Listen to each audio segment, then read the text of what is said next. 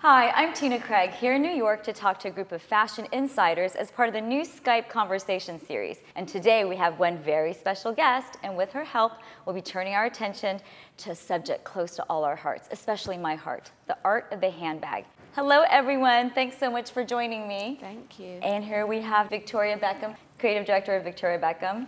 And we have Saskia Terzani from London. Part of her role as head of global sales for Victoria Beckham, she was responsible for merchandising the collection, working with retailers and the e-commerce team to present the collection for sales. Hi, Saskia. Hi. How are everybody? you? And from here in New York City, fashion and style director for Vanity Fair, Jessica Diehl. Hi, JD. Hi, how are you? Great to have you here. Victoria. We're sitting here in New York City. What does New York mean to you? You must love it here. I love coming to New York. I love America. I lived in America for 6 years. It's always a real treat to come here. There's a real energy here. There's a real buzz. And Jessica, what do you think makes New York so special? You can get anything done in 24 hours or less, any day of the week, and I think it contributes to that energy and that idea that you really want to work when you're here. And Victoria, you've always loved fashion. You've had this great passion for it. Was it hard to make that initial move into fashion as a designer? You know, it's what I always dreamed of doing. It really is. And I wanted to do it when the time was right. I was very focused. I had a very, very tiny team around me and made this possible for me. It's not just me doing this, you know. I have a great set of people around me.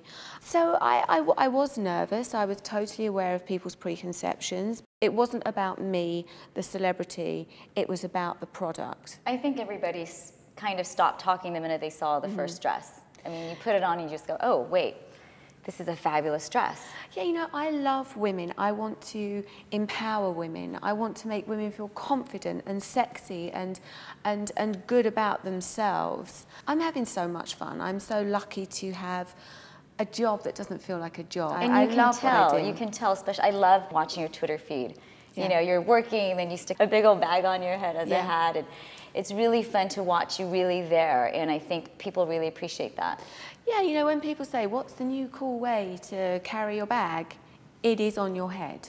Yes. I'm just putting it out there. It is you know what, on forget your that. head. Forget the holding it on your arm, not arm candy. It is now head candy, right? Everybody's doing it. Before we leave, all these bags are going to be on our heads. You got one over there, Jess?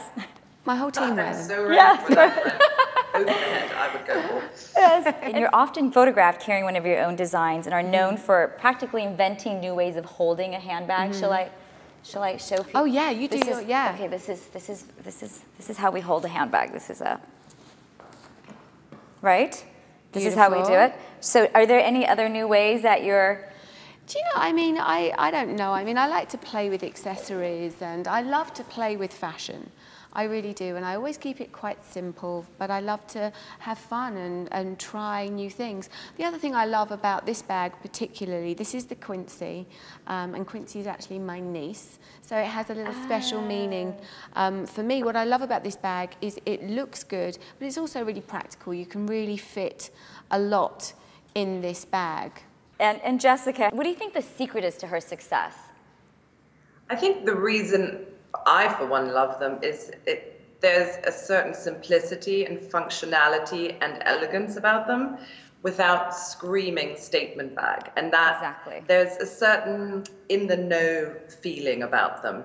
At the same time, I think it offers, you know, just a really stylish alternative that is so clearly luxury without screaming a brand, which I actually, as a consumer, think is wonderful. I don't want to be walked around by my XYZ bag. I want someone to say, you have a fabulous bag, what is it? And okay, Saskia, it's been over 3 years since the launch of the Victoria handbag range. What's been the feedback on the range from the consumer? Well, the consumers have really followed, I think, the brand and the journey towards accessories.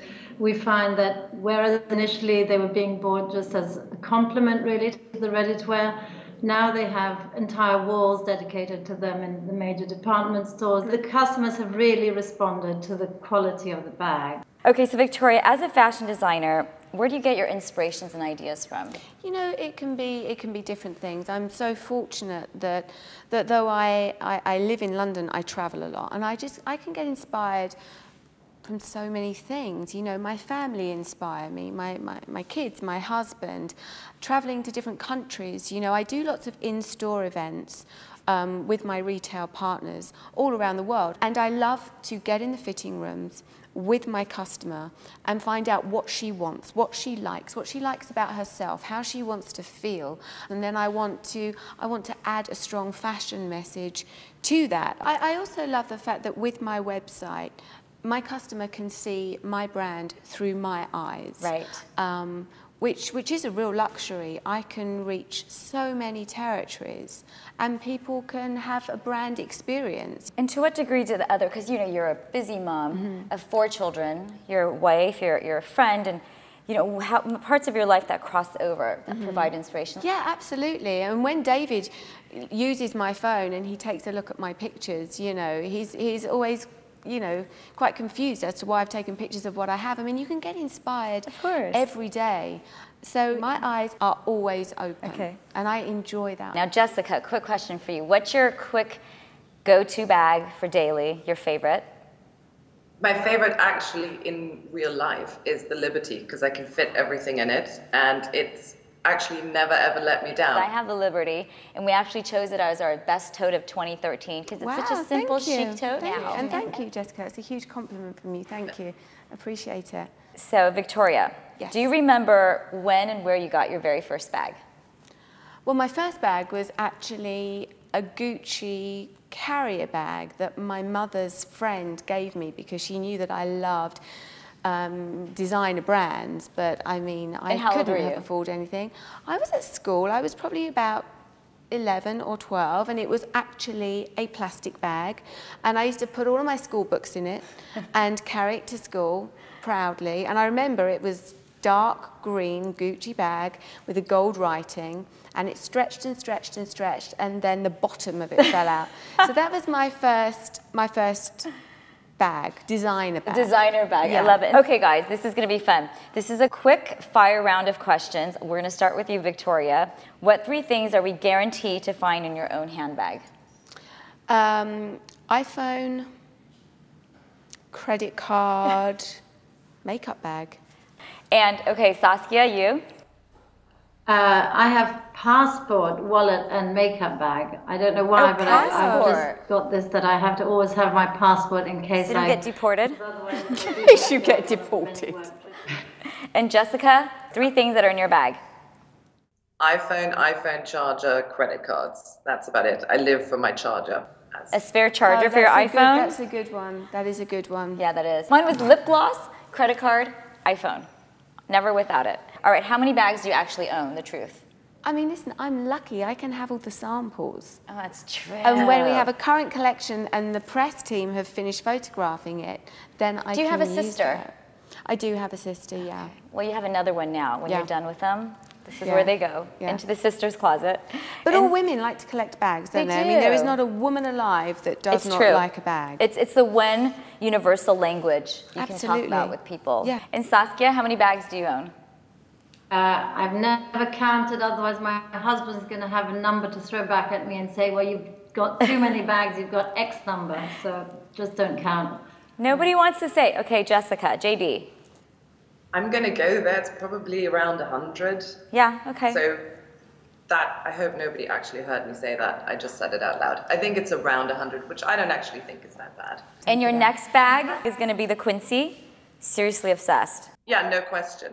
Well, thank you everyone for coming. Yes, thank you so much. Thank you, Victoria, Jessica. Thank you so much, ladies. Saskia, good night in London. Have a safe flight back. Thank you very much. Thank you, ladies. And don't forget, there's more fashion industry insights and exclusives on the Skype collaboration project. So go take a look and get involved.